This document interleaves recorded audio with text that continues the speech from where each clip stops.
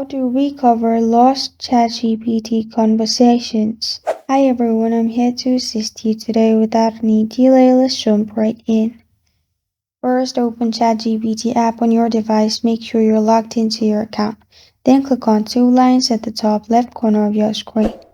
After you click on two lines at the top left corner of your screen, here you will find different options.